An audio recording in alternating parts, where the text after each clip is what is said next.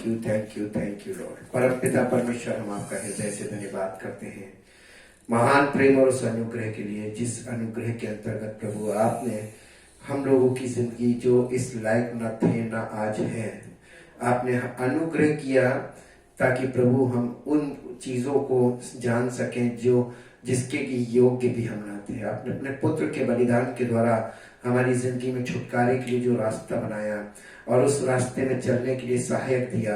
हाँ प्रभु, हम आपका धन्यवाद करते हैं कि बिना आपने हमें अकेला नहीं छोड़ा बल्कि सहायक दिया है, अर्थात पवित्र आत्मा जो आपकी सत्य मार्ग में हमारी अगुवाई कर सके और हमें भटकने से बचा सके और हमें मंजिल तक पहुंचा सके, ताकि हमारा जीवन परमेश्वर की महिमा का कारण बने।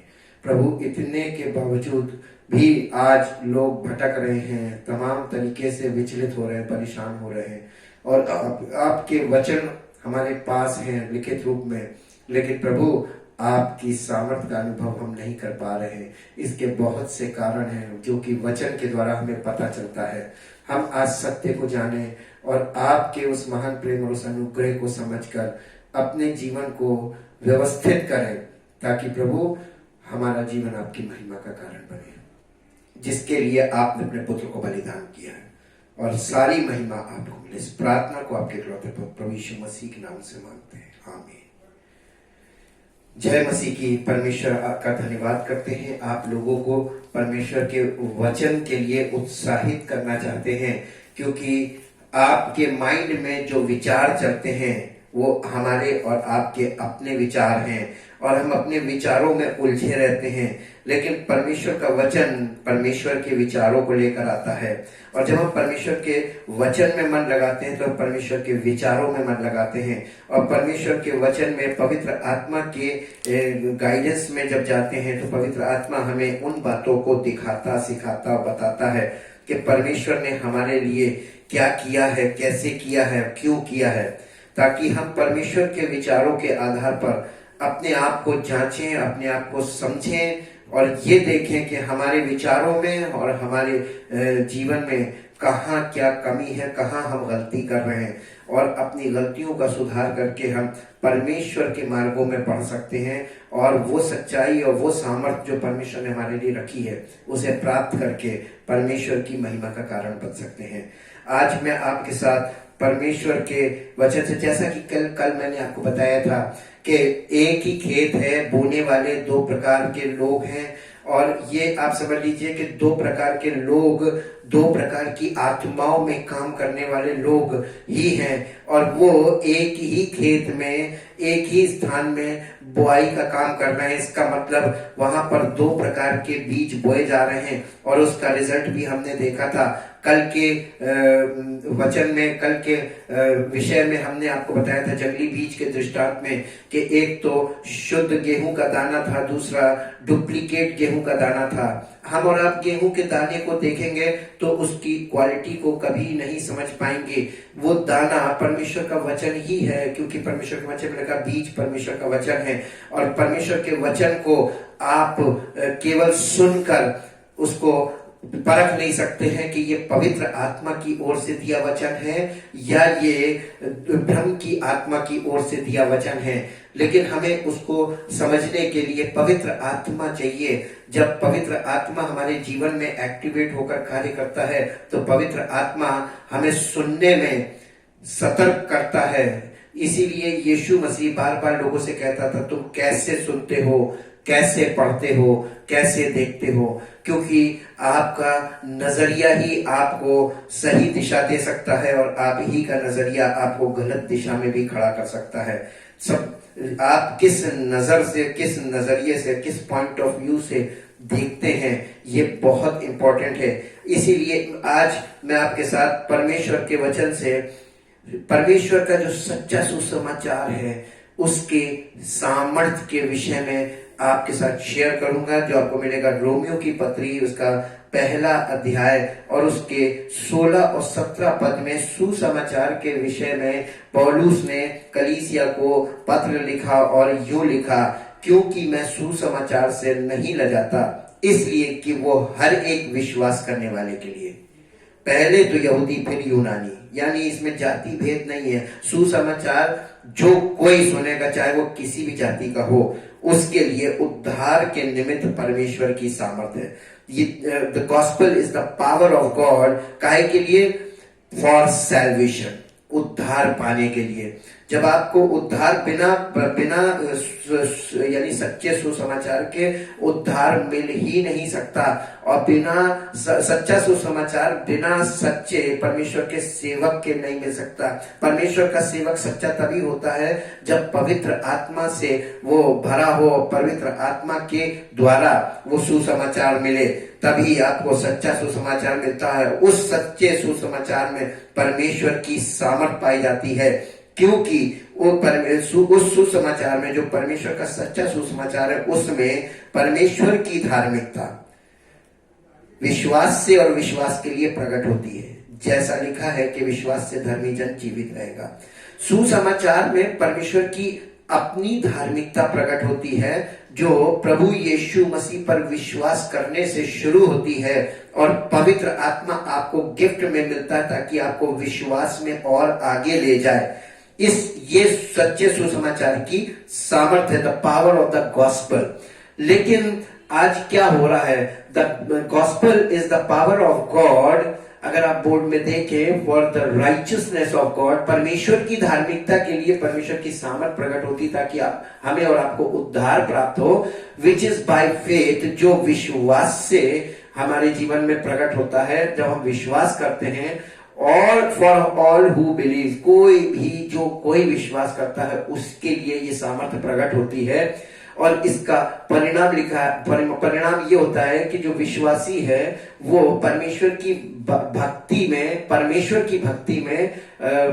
की धार्मिकता के द्वारा बढ़ता है और वो परमेश्वर का जन बनता है। लेकिन इस सुसमाचार के बारे में बताते ही उसने तुरंत मनुष्य जाति का पाप नीचे लिखा हुआ हेडिंग में बाइबल में, पहला रोमियो की पत्री पहला अध्याय उसके 18 पद से आगे यूं लिखा है, परमेश्वर का क्रोध तो उन लोगों की सब अभक्ति और अधर्म पर स्वर्ग से प्रकट होता है जो सत्य को अधर्म से दबाए रखते हैं। यहाँ पे उसको वो ये बात लिख रहा है, यहाँ पे सत्य है, परमेश्वर के सुसमाचार को सत्य बोला गया है कि जब लोगों ने ये सुसमाचार सुना, सुसमाचार से कलीसिया की शुरुआत हुई। लेकिन आगे जाके क्या हुआ कि एक पीढ़ी के बाद, पहली सदी की कलीसिया के बाद, कलीसिया में कुछ बड़े बदलाव हो गए, और वो जो सुसमाचार, सत्य का सुसमाचार था, जो सच्चाई थी सुसमाचार की, वो कुछ चीजों ने आकर दबा दी। वो क्या चीजें थी? द फॉल्स गॉस्पेल कैसे बना? गॉडलेस, वो अपने विचारों में, अपने सोच विचार में, कल्पनाओं में वो गॉडलेस हो गए, यानी उनके अंदर से परमेश्वर की विषय की जो समझ थी वो चली गई। और 3 चीजें उनके अंदर से निकल कर आई, when imaginations, foolish reasoning and stupid speculation. ये क्यों हुआ? ये इसलिए हुआ क्योंकि परमेश्वर के विषय का ज्ञान उनके मनों में प्रकट है, क्योंकि परमेश्वर ने उन पर प्रकट किया। परमेश्वर के सुसमाचार के द्वारा जब कलीसिया की शुरुआत हुई थी तो परमेश्वर के विषय का ज्ञान लोगों के सामने प्रकट हुआ। उसके अनदेखे गुण अर्थात उसकी सनातन सामर्थ और परमेश्वरत्व जगत की सृष्टि के समय से परमेश्वर के कामों के द्वारा देखने में आते, यहाँ तक कि वे निरुत्तर है।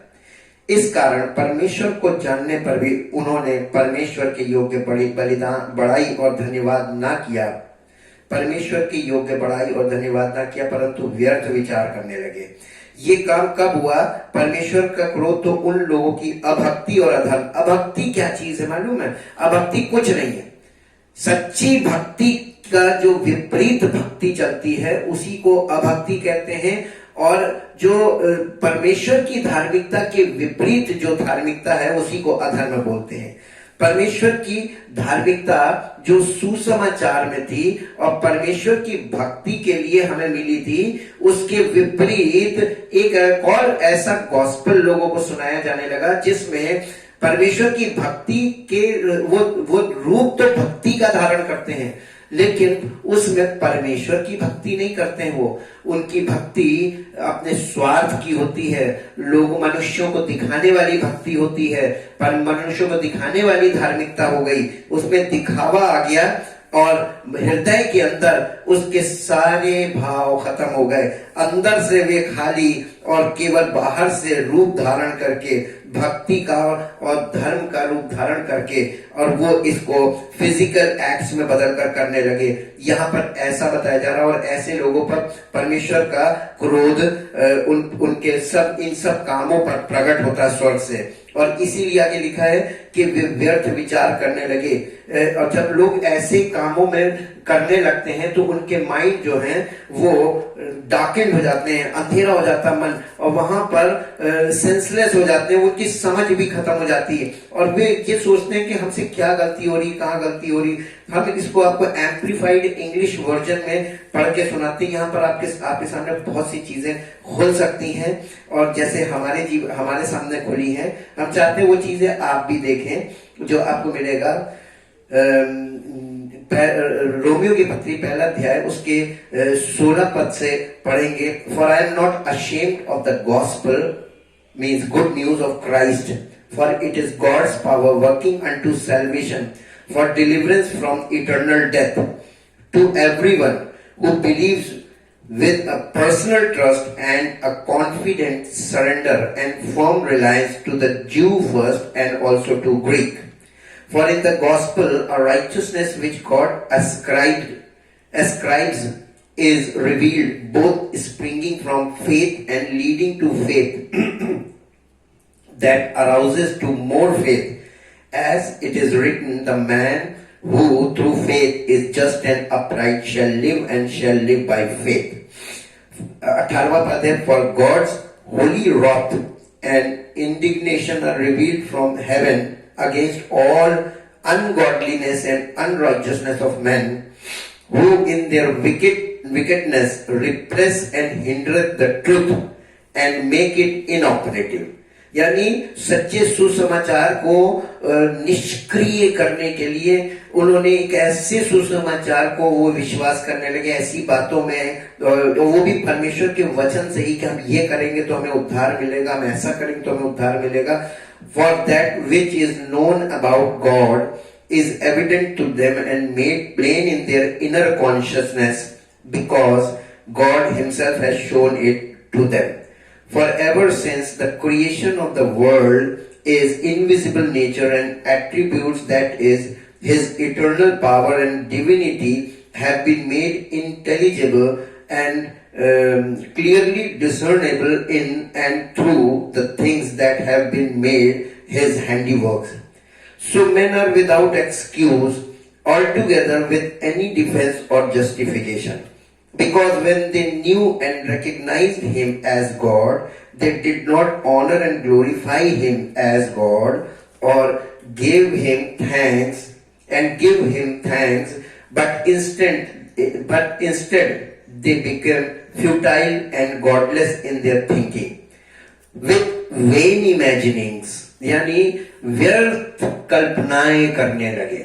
वेन इमेजिनिंग्स का मतलब होता है व्यर्थ कल्पना करना, और उसके व्यर्थ कल्पना करने का मतलब क्या होता है?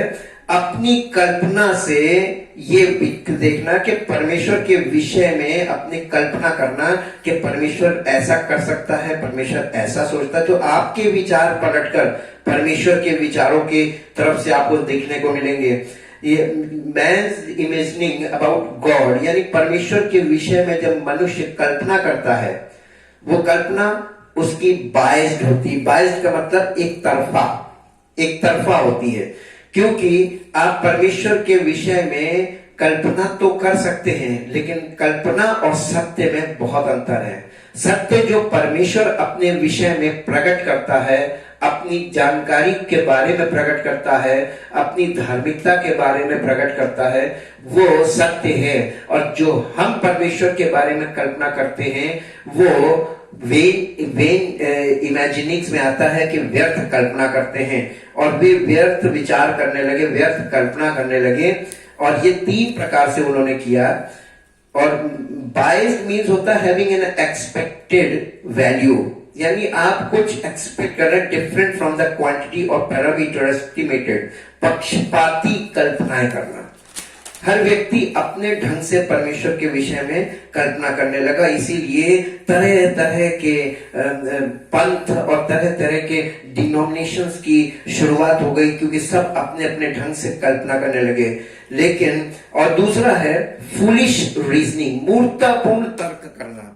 मूर्खतापूर्ण तर्क करना यानी अपने तर्कों से परमेश्वर के बारे में विचार करने लगना कि परमेश्वर मेरे हिसाब से ये सोचता है, मेरे परमेश्वर ने ऐसा क्यों किया, परमेश्वर को ऐसा नहीं करना चाहिए था।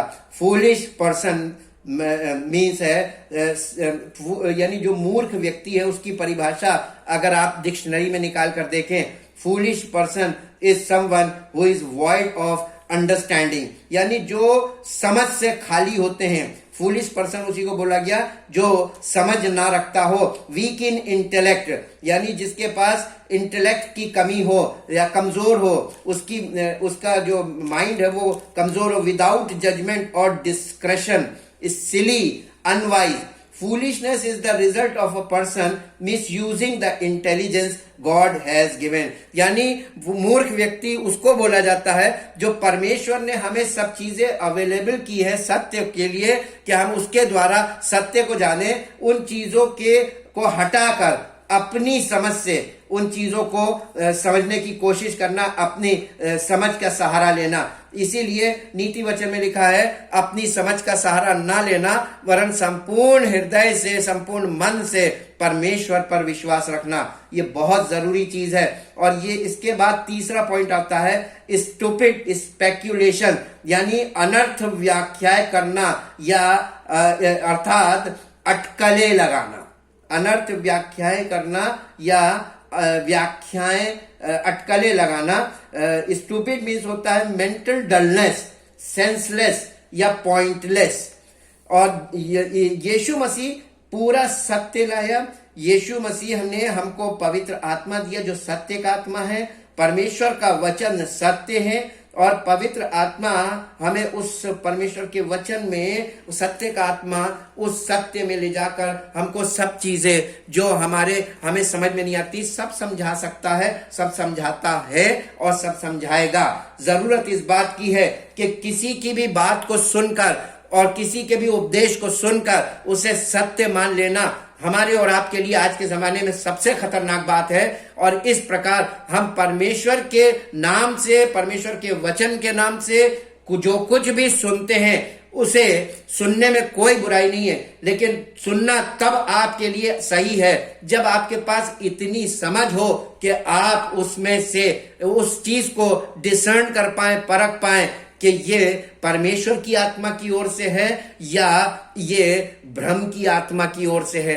अगर आप इस मामले में कच्चे हैं तो आपके लिए ये फंदा बन सकती है और आपको गलत दिशा में मोड़कर आपके उस कीमती जीवन को, जिसके लिए प्रभु यीशु मसीह ने प्राण दिया, जिसके लिए प्रभु यीशु मसीह ने सब कुछ इंतजाम किया, उस कीमती जीवन के लिए ये नुकसान का कारण बन जाती है।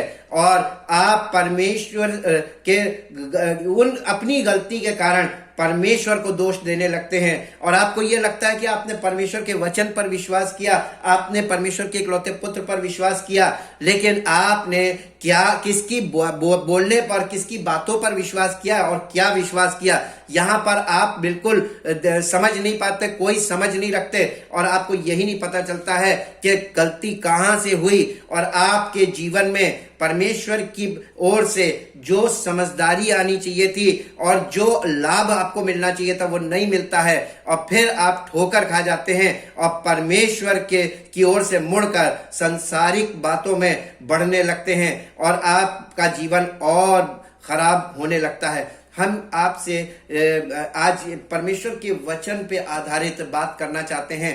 हम किसी को उपदेश देने से अच्छा ये समझते हैं कि हम लोगों से बुद्धि की 5 बातें ही करें जो हमारे और आपके लिए लाभदायक हो। जैसा कि परमेश्वर के वचन में पहला कुरिन्थियों उसके 14 अध्याय में पौलुस ने कलीसिया को चिट्ठी में इस बात को लिखकर, ये बड़ी समझदारी की बात उसने लिखी, और यहाँ पर पवित्र आत्मा उसके विषय में उसके द्वारा हमसे और आपसे बात करता है। पवित्र आत्मा यहाँ पर किस विषय में बात कर रहा है? परमेश्वर ने इसके 14 अध्याय के 13 पद से लिखा, इस कारण जो अन्य भाषा बोले वो प्रार्थना करे कि उसका अनुवाद भी कर सके। ऐसी कोई भाषा परमेश्वर की आत्मा में होकर हमें नहीं बोलनी है जिसका अनुवाद नहीं हो सकता है। यहाँ पर कहने का तात्पर्य यह है। और फिर उसके बाद लिखा है, इसलिए यदि मैं अन्य भाषा में प्रार्थना करूं तो मेरी आत्मा प्रार्थना करती है परंतु मेरी बुद्धि काम नहीं देती। अतः क्या करना चाहिए? मैं आत्मा से भी प्रार्थना करूंगा और बुद्धि से भी प्रार्थना करूंगा। मैं आत्मा से गाऊंगा और बुद्धि से भी गाऊंगा। नहीं तो यदि तू आत्मा ही से धन्यवाद करेगा तो फिर अज्ञानी तेरे धन्यवाद पर आमीन कैसे कहेगा? क्योंकि वो तो नहीं जानता कि तू क्या कहता है। तू तो भली भांति धन्यवाद करता है परंतु दूसरे की उन्नति नहीं होती। मैं अपने परमेश्वर का धन्यवाद करता हूँ कि मैं तुम सबसे अधिक अन्य भाषाओं में बोलता हूँ, परंतु कलीसिया में अन्य भाषा में 10,000 बातें कहने से मुझे ये और भी अच्छा जान पड़ता है कि दूसरों को सिखाने के लिए बुद्धि से 5 ही बातें कहूँ। इन बातों में बहुत बड़ी मीनिंग छुपी, अर्थपूर्ण बातें हैं। आप अगर किसी से उस भाषा में बात करेंगे जिस भाषा को वो समझता है और आप उसके लाभ की बातें करेंगे तो उसके जीवन की उन्नति होगी और परमेश्वर की महिमा आपके द्वारा होगी। और आगे उसने 26 पद से उपासना में अनुशासन, इसमें लिखा हुआ 14 अध्याय, पहला कुरिन्थियों 14 अध्याय 26 पद, इसलिए हे भाइयों क्या करना चाहिए? जब तुम इकट्ठे होते हो तो हर एक के हृदय में भजन या उपदेश या अन्य भाषा या प्रकाश या अन्य भाषा का अर्थ बताना रहता है। सब कुछ आत्मिक उन्नति के लिए होना चाहिए। और यदि अन्य भाषा में बातें करनी हो तो 2 या बहुत हो तो 3 जन बारी बारी से बोले और एक व्यक्ति अनुवाद करे। परंतु यदि अनुवाद करने वाला ना हो तो अन्य भाषा बोलने वाला कलीसिया में शांत रहे और अपने मन से और परमेश्वर से बातें करे। भविष्यवक्ताओं में यानी प्रचारक, भविष्यवक्ता का मतलब नहीं है, मैं प्रचारक है, प्रचारकों में से या भविष्यवक्ताओं में से 2 या 3 बोले और शेष लोग उनके वचन को परखें। कलीसिया में शुरू से ये डिसिप्लिन रहा है कि प्रचारक को परखने के लिए बोला गया था। पवित्र आत्मा कहता है सब बातों की प्रतीति मत करो, हर एक बोलने वाले का विश्वास मत करो, जो कुछ तुम सुन रहे हो उसको परखो।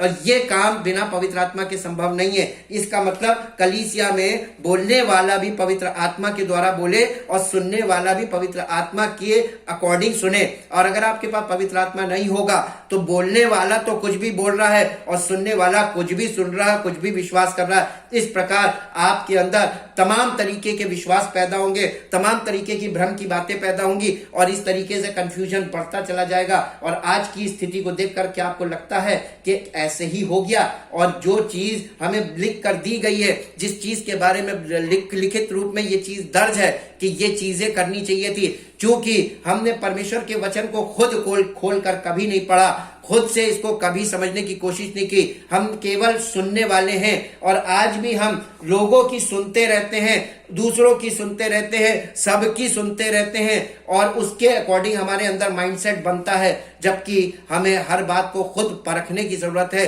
कौन क्या बोल रहा है, क्यों बोल रहा है और उसके बोलने के पीछे उसका मकसद क्या है। इन सब बातों पर जब जाएंगे तो आपको सच्चाई पता चलेगी, क्योंकि सब लोग हर व्यक्ति को शिकार कर रहे हैं ताकि आपके जीवन को वो अपने वश में कर लें और आपकी जीवन से अपनी इच्छाओं को पूरा करें। हमें और आपको पवित्र आत्मा आज परमेश्वर के वचन के द्वारा उभार रहा है, समझा रहा है, सिखा रहा है, बता रहा है, दिखा रहा है कि लिखा क्या है। और इस लिखे हुए के अनुसार अगर तुम वचन को पढ़ते हो, ध्यान से पढ़ते हो, उसको समझते हो, तो पवित्र आत्मा तुमको वहीं पर सब कुछ दिखा सकता है, सब कुछ बता सकता है, सब कुछ सिखा सकता है। हमें परमेश्वर के वचन को ध्यान से पढ़ने और समझने की जरूरत है, और वो भी पवित्र आत्मा के मार्गदर्शन में, ताकि हम उन बातों को जाने जो परमेश्वर ने हमें दी। बिल्कुल सही लिखा है, परमेश्वर ने हमें अपनी पवित्र आत्मा इसलिए दी है ताकि हम उन बातों को जाने जो परमेश्वर ने हमें दी हैं और हम सब वस्तुओं के मालिक तो हैं,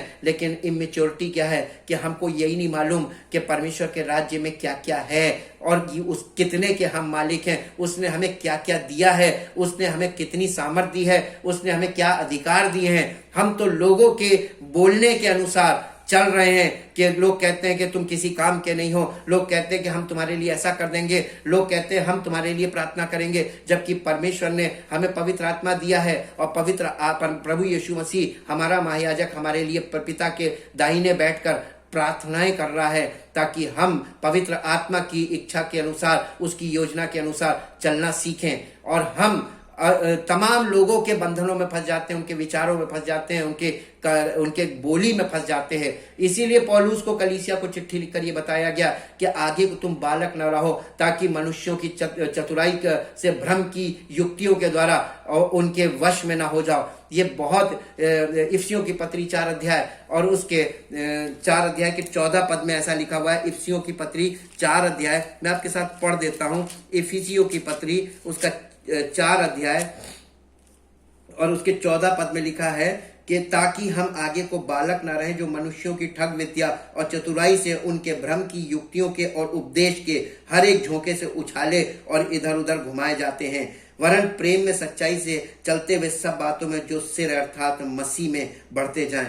आपको और हमको मसीह में बढ़ना चाहिए था, लेकिन आज हम शिकार हो चुके हैं, उपदेशों का शिकार हो चुके हैं, तमाम भ्रम की युक्तियों का शिकार हो चुके हैं। ट्रू गॉस्पल हमको इसलिए दिया गया था कि एक बार में काम हो जाए, लेकिन चूंकि सच्चा सुसमाचार हम तक नहीं पहुंच पाया, उस सुसमाचार को हमें बिगड़े हुए रूप में दिया गया, तो हमको हमारे जीवन में जो रिजल्ट आना चाहिए था वो नहीं आया। आइए आज आप इस नजरिए से परमेश्वर के वचन में जाके देखिए कि परमेश्वर का आत्मा आपसे और हमसे कौन सी समझदारी की बात कर रहा है, हमें वो कौन सी सच्चाई बता रहा, दिखा रहा है। परमेश्वर का आत्मा हमें इशारे करके दिखाता, देखो ये थी सच्चाई और तुम इधर की तरफ जा रहे हो। सब चीजें इशारे में हैं। 2 चीजों का मतलब वो एक चीज दिखा रहा है, वो असली दिखा रहा है और गलत की ओर इशारा कर रहा है कि ये जो चल रहा है ये गलत है, असली ये है। इसका मतलब हमें समझने की जरूरत है कि आज क्या दिखाया जो चल रहा है वो क्या है, और परमेश्वर ने हमको दिया था वो क्या था। तो वो था क्या और आज क्या हो रहा है, वो क्या वहां से कहां से शुरू किया था और आज हम कहां चल रहे हैं, उस समय में क्या हुआ था और आज क्या हो रहा है। तो वो आपको दोनों चीजें दिखा रहा है, पास्ट भी दिखा रहा है और प्रेजेंट भी दिखा रहा है। आपको दोनों तरफ देखना है, पवित्र आत्मा आपको दोनों तरफ दिखाएगा ताकि आप इसका अंतर जान सको, सीख सको। मैच्योरिटी चाहिए आपको अंतर समझने के लिए कि क्या कहां से शुरू हुआ और आज हम कहां पहुंच गए। तब आपको खुद पता चल जाएगा कि हम कहां से शुरू हुए और आज हम कहां खड़े हैं। कहीं ऐसा तो नहीं हम गलत मंजिल पे आकर खड़े हो गए हो, हम गलत स्थान पे पहुंच गए हो, हम गलत गाड़ी पकड़ कर चल दिए, हम लोगों के कहे अनुसार चल दिए, इसलिए हम आज गलत स्थान पे खड़े हैं। आज परमेश्वर का आत्मा आपकी मन की आंखों को खोलना चाहता है और आपके माइंड को झिंझोड़ रहा है ताकि आप सत्य की ओर निगाह करें, सत्य को खोजना शुरू करें, क्योंकि जो है उसमें सत्य नहीं है और जो सत्य है वो दिख नहीं रहा है, कहां चला गया। हम और आप परमेश्वर की शरण में अपना पूर्ण समर्पण करें अपनी जिंदगी का, ताकि सत्य को हम जाने और सत्य हमको स्वतंत्र करेगा। परमेश्वर आपको समझ दे, पवित्र आत्मा आपकी आंखें खोले और परमेश्वर के वचन में ले जाकर आपको ये दिखा सके और आपको समझ आए कि हम कहां से शुरू किया और आज हम कहां पहुंच गए। परमेश्वर की मदद जो आपको मिले उसके लिए हम धन्यवाद करते हैं और प्रार्थना करते हैं, परमपिता परमेश्वर आपने हमको कभी ना छोड़ने और त्यागने का वादा किया है। यदि प्रभु कोई व्यक्ति कोई जन जो आपका चुना हुआ है, जो गलत दिशा में चल दिया है, जो गलत मार्ग में चल रहा है, जो गलत बातों में फंस गया है, जो गलत चीजों में जाके फंस गया है, हे परमपिता परमेश्वर पवित्र आत्मा उसके जीवन में छुटकारे का काम करे और वो पवित्र आत्मा की बातों को समझने पाए और पवित्र आत्मा की अनुसार वो वहां से निकलकर उस सच्चाई की ओर बढ़े और उस सच्चाई को जाने जिसके द्वारा उसे पूर्ण छुटकारा मिले और वो सत्य मार्ग में आकर आपकी महिमा का कारण बने और सारा आदर सारी महिमा आपको मिले। प्रभु इस प्रार्थना को आपके इकलौते पुत्र प्रभु यीशु मसीह के नाम से मांगते हैं, आमीन। परमेश्वर आपको आशीष दे।